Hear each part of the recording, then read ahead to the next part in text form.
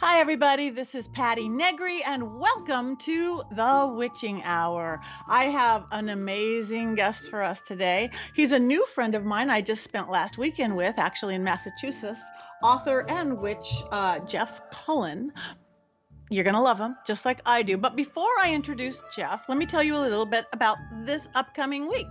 If you're listening or watching this show when we first dropped, the week of October 4th, this is what we have going on.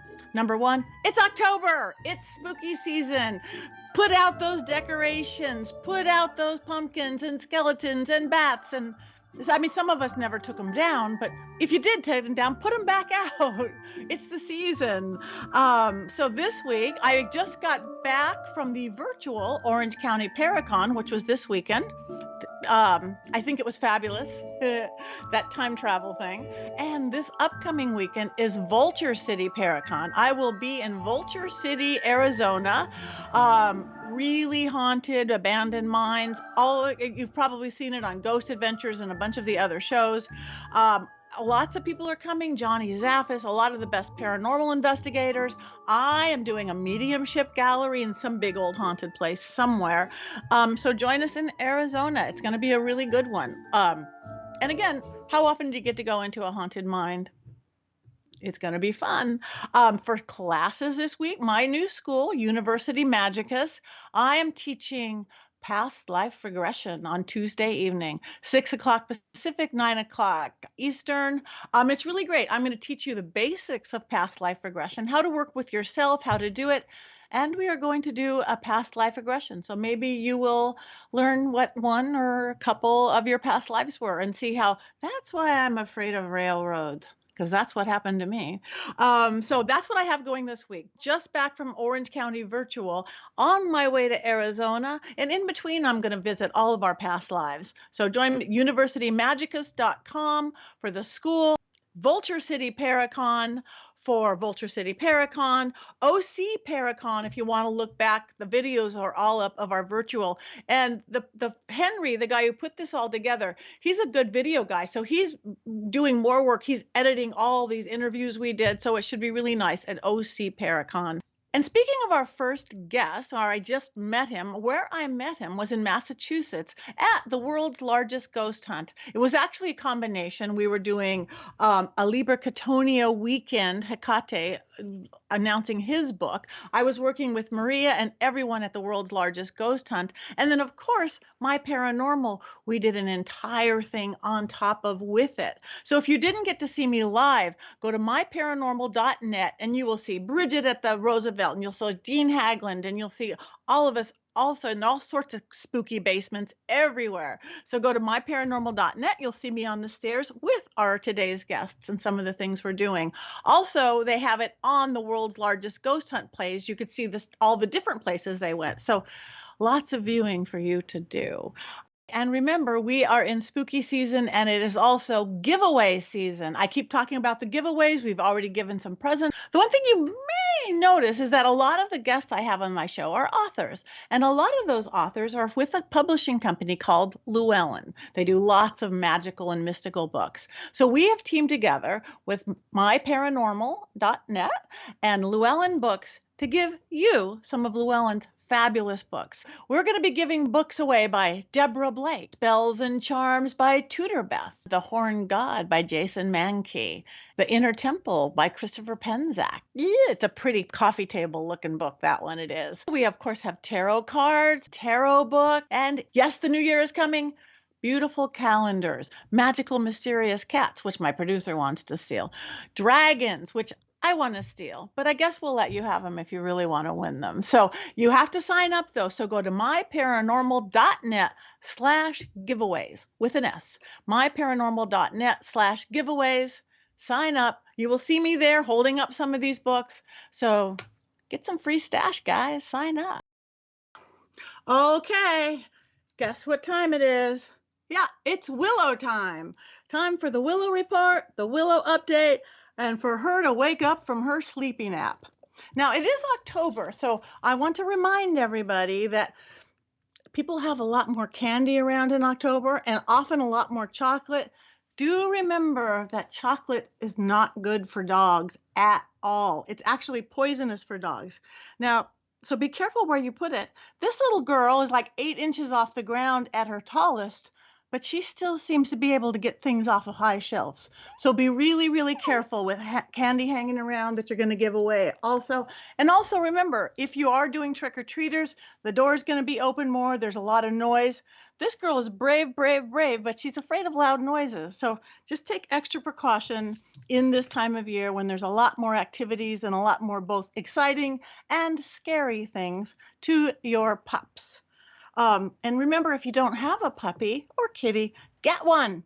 Another dachshund, if you are looking at the wonderment of dachshund, another good dachshund rescue in the LA area is Dachshund Rescue of Los Angeles. Again, they get some great dogs, dachshunds and otherwise. But again, there's lots of dogs out there, lots of kitties that need homes and good homes. And I promise you, there is nothing that improves your mood better. There is nothing that makes you happier. There is nothing that shows you love like some form of fur baby. So check it out. And that's your Willow Report.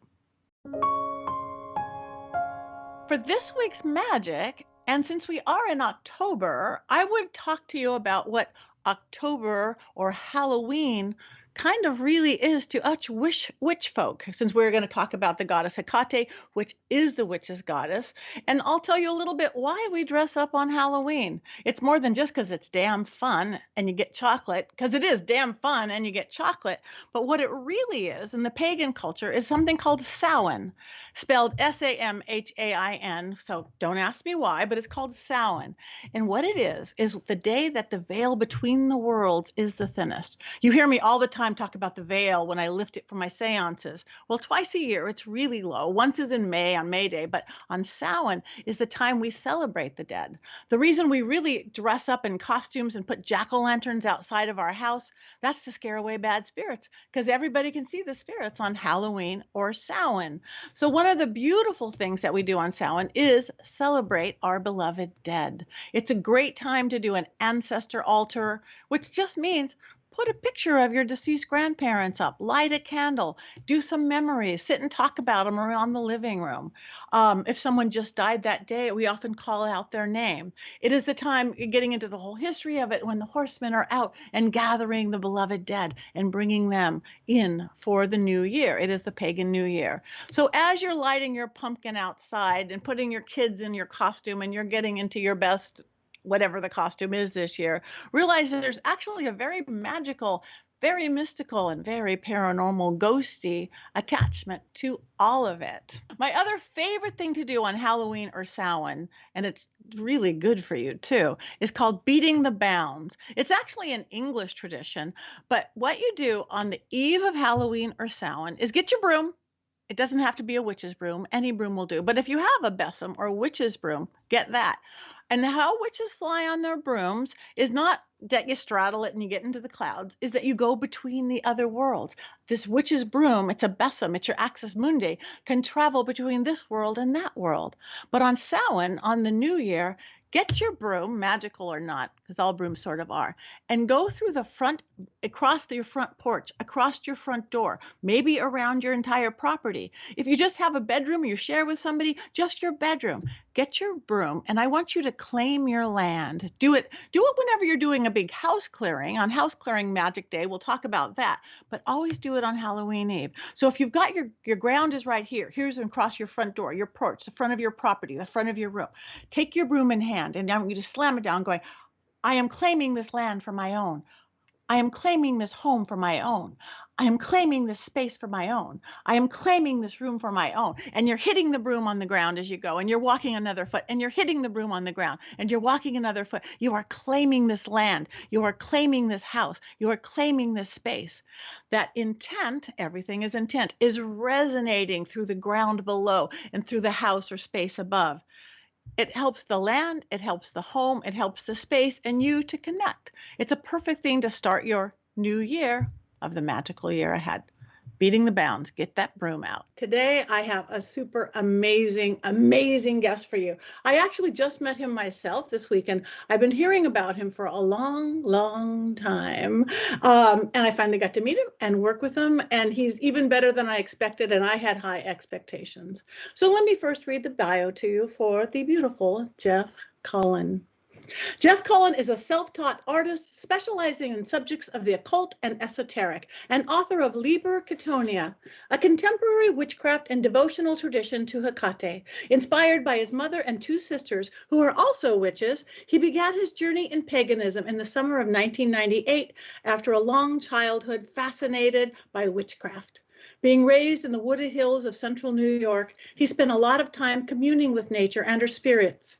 He and his sisters would cast spells and weave magic into the deep woods, craft tools and rune stones from her elements, and construct temples in fallen trees. His witchcraft and personal cult is under the patronage of Hecate and Pan as queen and king of witches. Welcome, Jeff. How are you? I'm doing great, Patty. How are you? I am wonderful. I am so excited. Thank you for just jumping in. Literally, I asked you like yesterday. I met you 2 days ago. It's like, you have to do my show now before Halloween, and this is great. So thank you. It is my absolute pleasure. You know, it was great meeting you this past weekend. So I thought this would be a perfect way to kind of wrap up that weekend. Yes. So let me tell you, we just did a week, and it kind of was a book launch for Jeff's books, Liber Chthonic. I'm showing amazing. I just got my copy this weekend, but my friends have all been talking about it.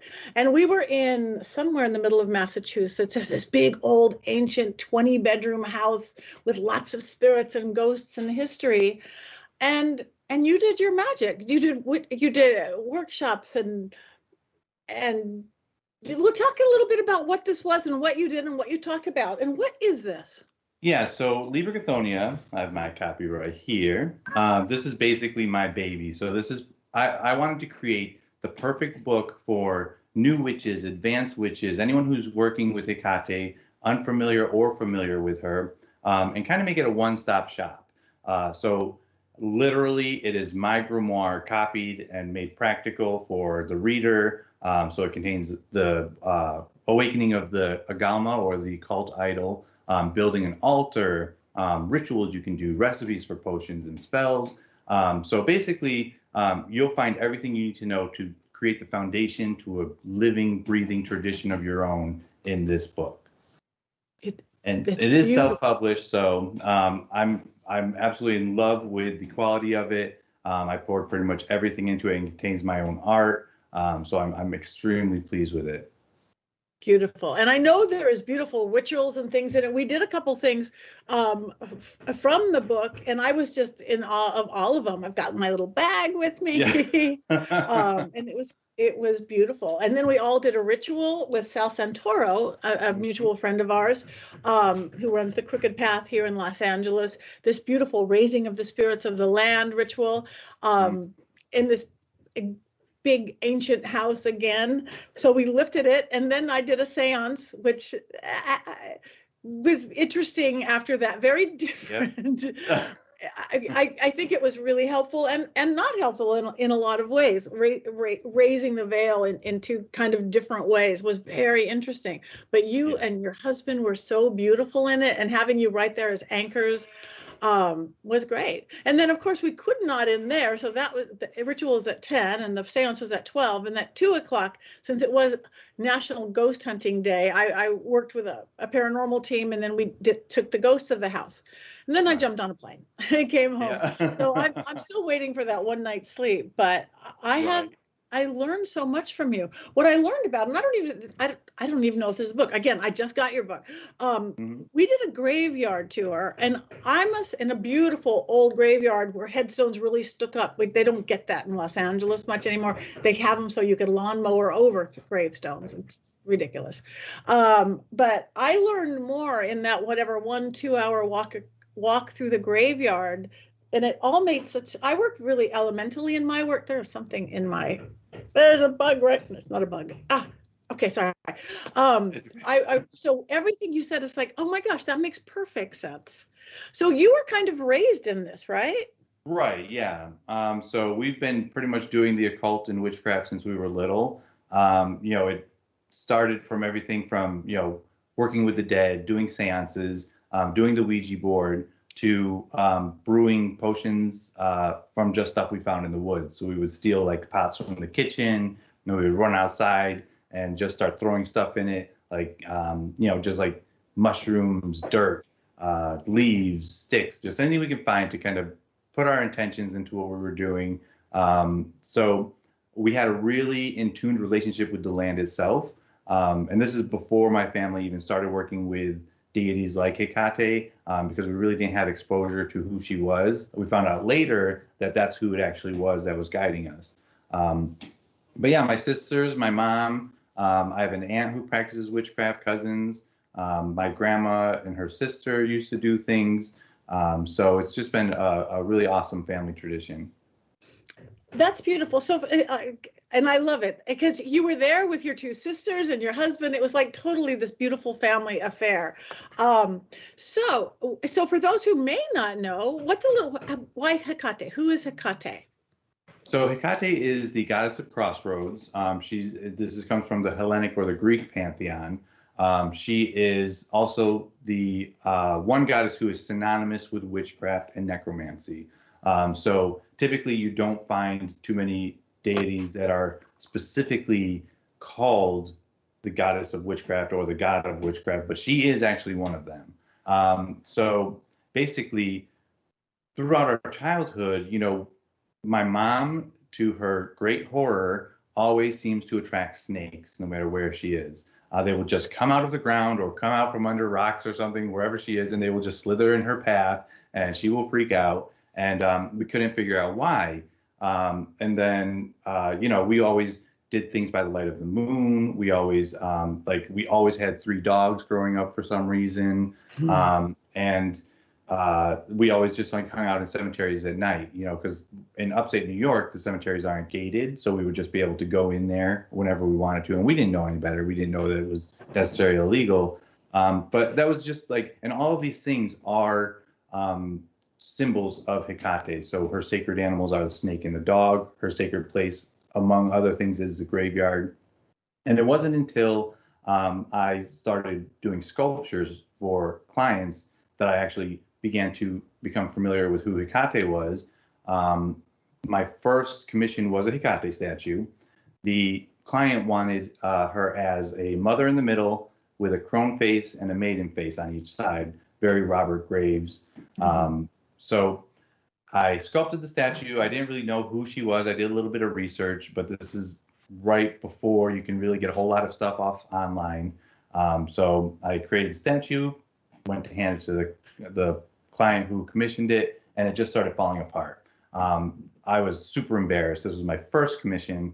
I was horrified, so I was like, I will resculpt it. I promise you it will be better than this. So I resculpted it. Client was happy, and now I had this broken statue. So I put the pieces back on that fell off, and I was going to resell her. So I put her in the middle of my altar, and I just felt this rush of energy come over me. Like I got chills. I got really emotional, and I've never had that happen to me before, where it was such a real energy that came off my altar. So I was like, okay, this is new. This is different. I'm going to sit with this for a little bit. And I kind of left her in the middle of the altar. And then I started having dreams about her. And that's when I decided, you know what, she's going to stay. I told my mom about this. My mom is an English teacher. She loves Macbeth, the witches of Macbeth, and she knew exactly who Hecate was. And then for her, it just put everything together. And then when I started sculpting and she saw the face of my statues, it reminded her of a situation that happened when I was little, where we lived at an old Victorian mansion at a crossroads. And, me being a rebellious little infant, I ran down the sidewalk towards the busy street. She was freaking out, chasing me. And every time she would run to me, I would run faster until I got to the corner and I was about to run into the street. And this woman picked me up and saved me from the street. She was dressed in like scarlet velvet. My mom described her as this beautiful ebony woman, really stern looking, but she looked out of place. She didn't look like she was of this time. And the whole time my mom talked to her, the woman just looked forward. She never looked at my mom or spoke to her. My mom hugged me and looked up to say thank you, and the woman was gone. Wow. Yeah, so it was, and when she saw my statues of Hecate, she saw that face and she said, "Oh my God, you remember her? This is her." And that's when we kind of really started getting into Hecate as our patroness of our family. That is beautiful. I got goosebumps all over. That is Yeah, it so was she pretty sort of crazy. picked you and then you discovered her. That Exactly. Yep. so how does Hecate, for again, for somebody new into the craft, how does she help your day-to-day life or help you in your day-to-day life? So Hecate is basically the divine crucible where we manifest our will through the ether. So the ether is this cosmic force that's existed since creation. So it's basically that kind of invisible fire that everything sprang from. So it's the manifestation of matter from nothing.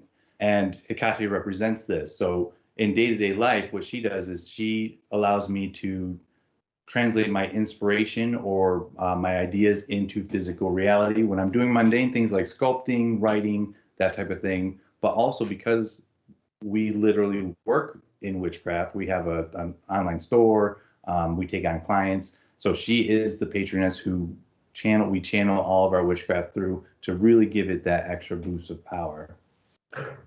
That's beautiful. Thank you.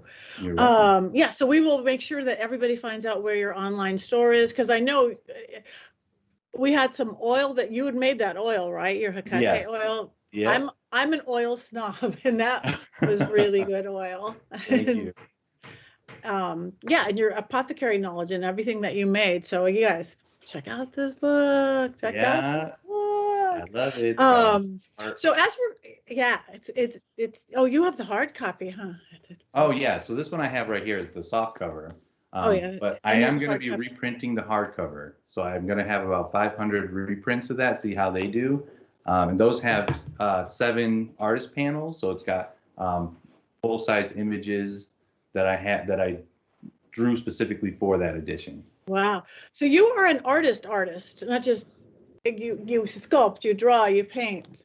Correct. So Yep. that to me just makes that much more sense that you're that magical on using that side of your brain and things along the way.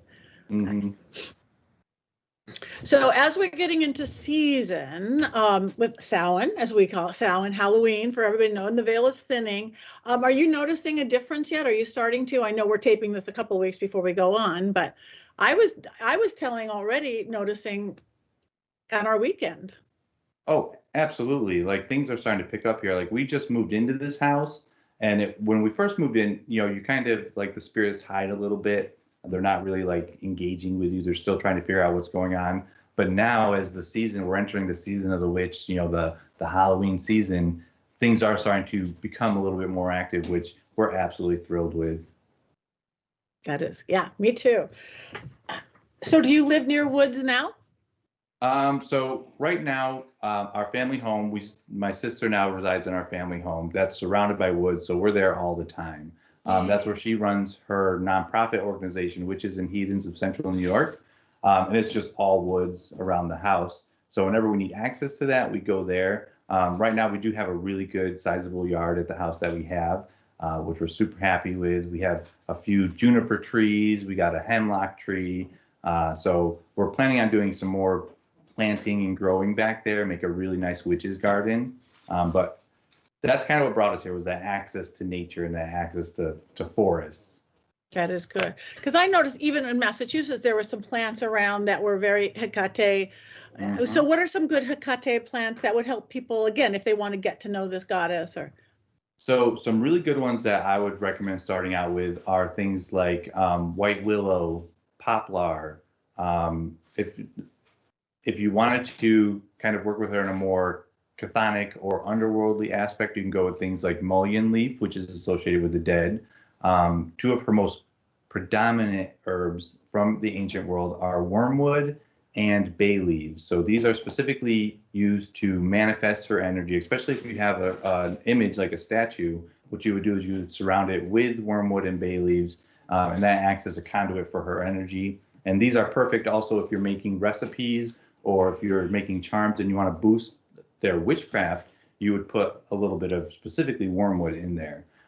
So whenever I tell someone that's starting, I usually suggest to build a base off of the wormwood in the bay, go into your specific realm that you want to work with her in. So, for example, if that's going to be graveyards, do things like mullion, patchouli, get some graveyard dirt. If you wanted to go more into the medicinal healing aspects of her, you can do things like lavender, dandelion root.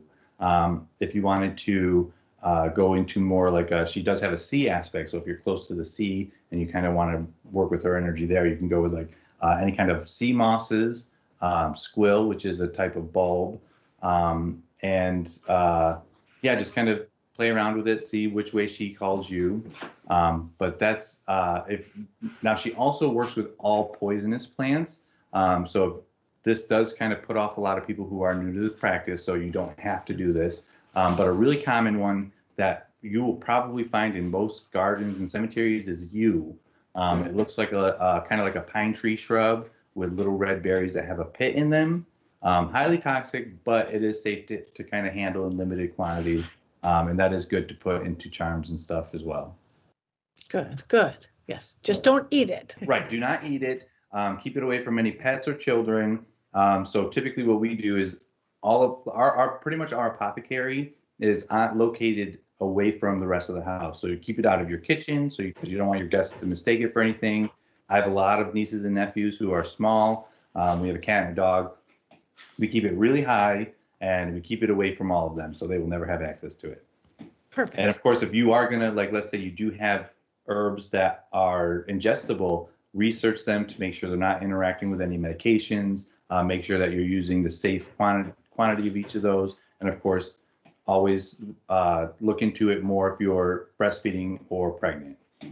Right, right. As with anything, Exactly. Using common sense as humans, grown-ups, which we don't always use common sense as humans or grown-ups, but we aim for that. Exactly. Yes, yes. It's interesting because I've always been very elemental in my work, very hedgy and witchy, and not that much worked with specific deities as this. And I kind of fell in love with Hecate. Oh, I mean, I've worked with her in little bits like this, but I saw this whole other aspect through you and your work, I must say, which was like, oh, okay, I guess I better start reading this book. I got the little statue, I got the necklace, let's see where we go. Because I could see how her power would certainly work in the work that I'm already doing, and in my life day to day. So, okay, tell everybody about Pan. So he's your king of the witches. Yeah, exactly. So Pan is later on in history, he becomes the king of witches. Now, this fits into a Hellenic cosmology in the fact that a lot of times you see, like in the Chaldean oracles, which is this series of fragments from Persia that made it into Greece, where they call Hecate the cosmic soul, or the force that ensouls the universe. And this is pretty much the fiery ether that is spread throughout the universe, giving it magic. Pan embodies the universe. So he is the one who manifests witchcraft into the physical form. So he is the witchcraft once it becomes physical. So they kind of work in tandem in that respect. He also gives potency to herbs, particularly mushrooms, plants. He is the one who taught prophecy to Apollo.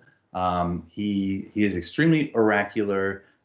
So if you're working with herbs and potions, he is a great one to have alongside Hecate. And of course, as we know, as the Christians came in and they started demonizing the pagan gods, he literally inspired the devil. Yeah. So he became the Lord of the Sabbath. He became that black goat in the center of the Sabbath that the witches were dancing around. As time goes on, I think we kind of need to reclaim that force. We need to reclaim that imagery, and just create like a beautiful tradition that's kind of balanced. So it's that Hecate pulls down the ether through you, and then Pan manifests it into the physical world. And to kind of go into it a little further, especially in my particular cult, so you have these two things that are required to manifest witchcraft, and that is ether and will. And we know that Pan represents lust. Lust is a driver of will. So you have her being the ethereal aspect, him being that lustful will or that desire to manifest your witchcraft. So they represent that complete force to achieve your goals. That's beautiful. Thank you. You're So, welcome. your book, Liber Chthonic, and you've said chthonic a couple times. So tell people what that means if they don't know what that means. Yeah, so you have basically in the Hellenic pantheons, the gods are separated into different aspects. So you have Oranic, which means heavenly. So this comes from Oranos, which means it's basically the sky. And then you have chthonic, which is the underworld. So that's like, it's basically everything below the surface of the earth. So chthonic deities can include nymphs. They can include deities like Pan. Demeter can be considered a chthonic deity. And then, of course, Hecate. So this is anything that you work with, specifically the earth and not the air, not the light. So typically you would worship Oranic gods during the day when it's bright, and then chthonic gods when it's dark, so after nighttime. Beautiful. Thank you for that. Thank you for that, because yeah, it's spelled funny. It's a fabulous word. People are like, I even had to go Chthonic, right? Chthonic, yeah, like Chthonic. Yep. Yeah. I want to get back to the graveyard just for a second, because I was so in awe of all that before we go. And I love that the first thing you said is about respect, since she is the queen of witches. And again, we do want to bring respect into everything we do in the spiritual metaphysical work. So, and I like some of the just thing you said, how the caretaker by day is in charge, the real literal human, right, caretaker of the graveyard is in charge. And then come night. Yep. Then you have this entity who represents the guardian of the graveyards at the entrances. So my family has seen this entity. It's typically a big black ominous figure. And he will make sure that anyone who's not supposed to be in there, anyone who might disrespect it, especially people who are in tune with the spirit world, he will give them a clear message to either enter or not enter. And the good thing is it's very unmistakable. So you won't really question it if you're, and of course, I always have to preface this.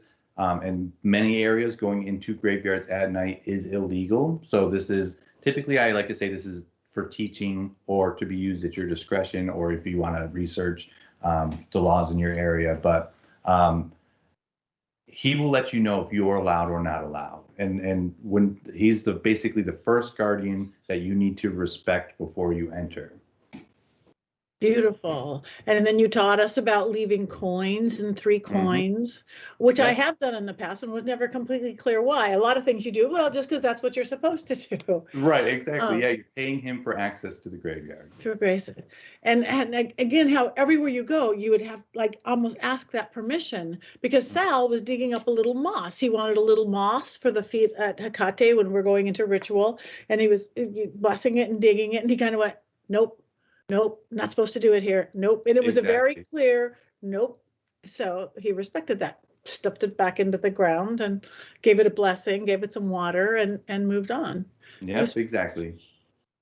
So as in everything in life, it seemed very much about awareness, even in this, working with the gods, working with the Hecate, where it's just not going through life asleep. Right, exactly. And what it does is it teaches witches to follow their intuition a lot better.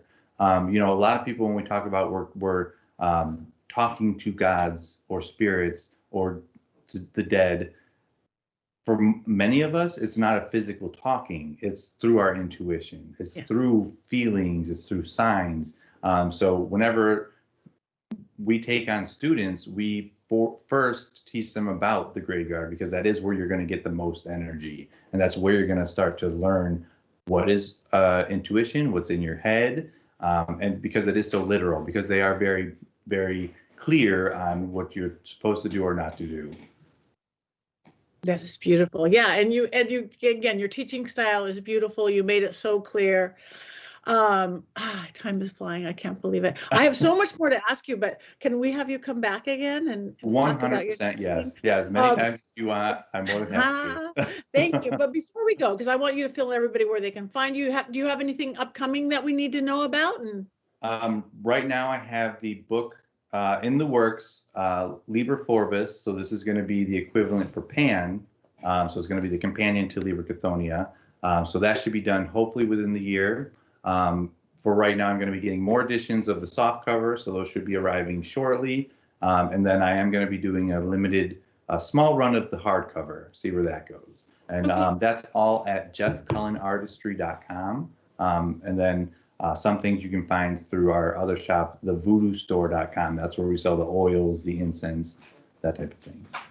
Okay, so jeffcullenartistry.com and the Voodoo Store, Voodoo Shop, Voodoo Store. Voodoo Store, yep, voodoostore.com. And if you're interested in like things like tarot, the divination coin that I showed you guys in the actual graveyard, the yes or no, if you still need that little bit of clarity, my husband designed a beautiful divination coin for that, and that's available at attendthesabbath.com.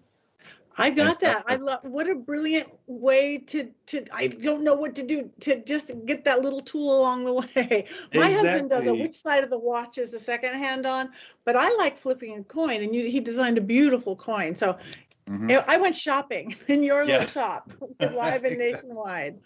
Yeah, and the cool thing is he just got his travel edition for his tarot deck in too. So those are absolutely beautiful. I don't know if you got a chance to see him at the event. He had one of the sample copies, but they're amazing. Okay, well, we'll just have to do this again. Yeah, and I think we are looking towards next year and doing this again. Yeah. So anyway, I cannot thank you enough. Any last words or wisdom or anything you want to give anybody before we go? Really get into the spirit of the season, embrace your personal practices, and just get out there, get your hands dirty, manifest your will. Once you really find that spark, just run with it. Thank you. Words of wisdom indeed. So everybody, thank you, Jeff Cullen. Look up jeffcullenartistry.com. Really check out his book, and it's good for beginners and advanced and everywhere in the middle. Again, what I've gone through it is just, I can't wait to just sit down and finish reading it. The Voodoo Shop, Voodoo Store. I keep going to do that wrong. Yep. The voodoostore.com. Yep. And believe me, I went shopping. I got a little Hecate stuff. I've got the flipping coin. I got some necklaces. Holidays are coming. Yep, absolutely. So thank you so much, Jeff. So check him out, you guys. Like him, follow him. I'm sure on all the social medias, right? Yeah, Jeff Cullen Artistry on Instagram. I have a Jeff Cullen Artistry on Facebook. So go ahead and give me a follow. Okay. Thank you so much. Thank you for joining us on. You're welcome. Thank you for having me.